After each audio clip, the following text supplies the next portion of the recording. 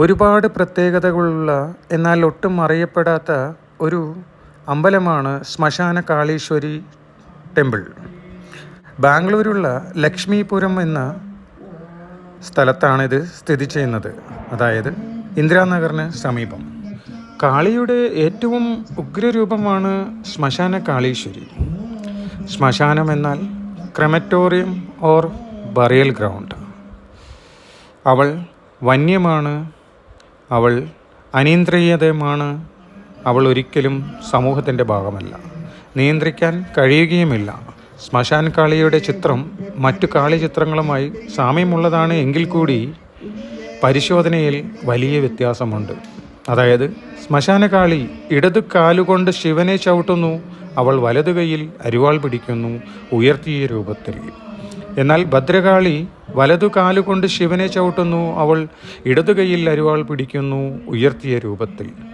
സൃഷ്ടിയുടെ അന്ത്യം വരുത്തുന്നതും പ്രപഞ്ചത്തെ അടുത്ത സൃഷ്ടിചക്രത്തിന് ഒരുക്കുന്നതും ശ്മശാന കാളിയാണ്. നാശത്തിൻ്റെ ശക്തിയുടെ മൂർത്തിഭാവമാണ് ശ്മശാന കാളിക്ക്.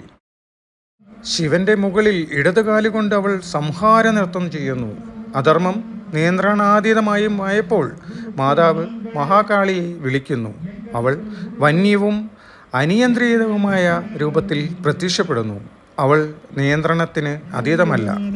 മനുഷ്യരുടെ പ്രവർത്തനങ്ങൾ പതിയെ പതിയെ ശ്മശാനകാളി അഴിച്ചുവിടുന്നു. അധർമ്മം അനുഷ്ഠിക്കുന്ന എല്ലാവരുടെയും ശവസംസ്കാര ഭൂമിയായി അവൾ ഭൂമിയെ മാറ്റുന്നു.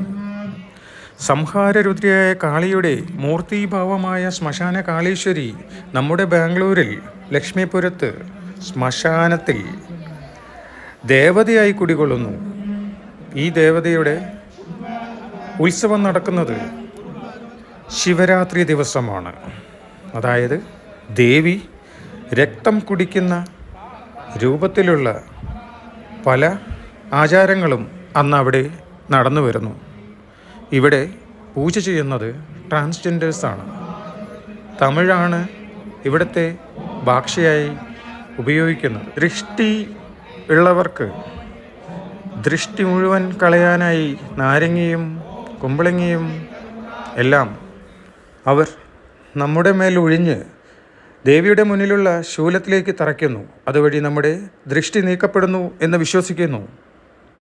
ബാംഗ്ലൂരുള്ള പലർക്കും ഈ ദേവിയെക്കുറിച്ച് അറിയില്ല.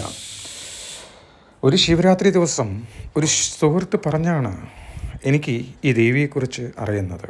അന്ന് ഉത്സവം മുഴുവൻ ഞാൻ കണ്ടു. ഉഗ്രരൂപിയായ കാളിയുടെ അനുഗ്രഹം വാങ്ങിക്കുവാൻ താല്പര്യമുള്ളവർ ഡിസ്ക്രിപ്ഷനിൽ അഡ്രസ്സ് കൊടുക്കാം. Thank you.